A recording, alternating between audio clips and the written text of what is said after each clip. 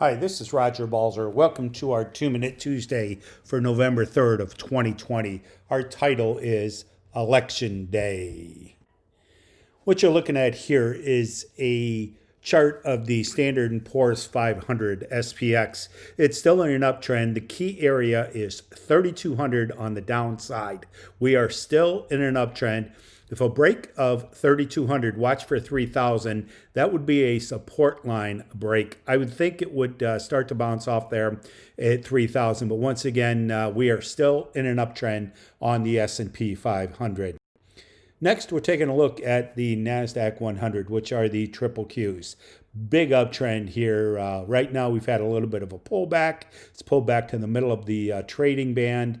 Think back to stats where you had the middle of the trading band is where 67% of the time something is. Left-hand side of the trading band would be the bottom here on the chart, and the top would be the around the 315 area. Feds have been on tech recently.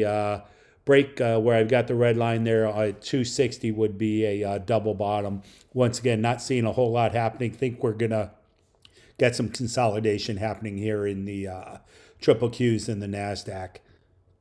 This here was a chart of the FEZ, which is the Eurostoxx 50 ETF spiders. Europe right now is closing down. They just cannot figure out this COVID situation.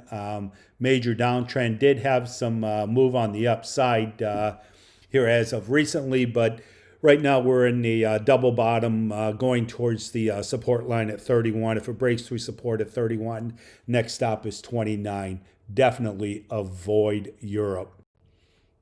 Next is United Kingdom. United Kingdom is voting on a lockdown on Thursday. Almost guaranteed we will see a lockdown in the United Kingdom.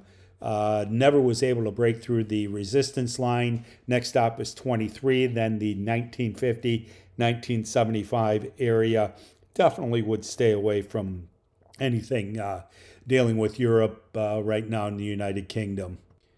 Next, we're taking a look at the energy sector. The energy sector, this is the Spider XLE. Energy right now is at a 16-year low. Avoid, avoid, avoid. Great for gas prices, but to be an investor in the energy sector, not a good place to have your cash at this point in time. Here, taking a look at the EEM, which is the Emerging Markets ETF from iShares. EEM is in an uptrend. Target is 53.50. Had a little bit of a pullback yesterday down to the 44.5 area. Major uptrend. Definitely would be involved in EEM going forward. This is one that had a friend stop over the other day. He asked me about Peloton. They're looking to buy a Peloton bike. I think them and every other person who has been cooped up during this COVID situation. Right now, Peloton has a backlog of anywhere from 6 to 8 weeks. Very expensive bikes for inside branching out. Earnings are expected on November 5th of this year, currently up 288% year to date. I would wait on the stock. Look when it pulls back to the low 80s and 90s.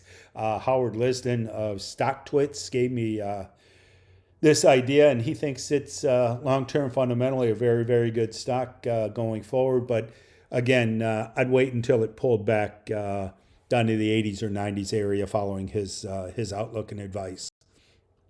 Next, if you have not voted yet, please vote. Please vote. That's not to vote more than one time, though. Just take and do your civic duty and vote. This is a very important election nationwide. Once again, does not matter what side you're on, but please do yourself a favor and vote.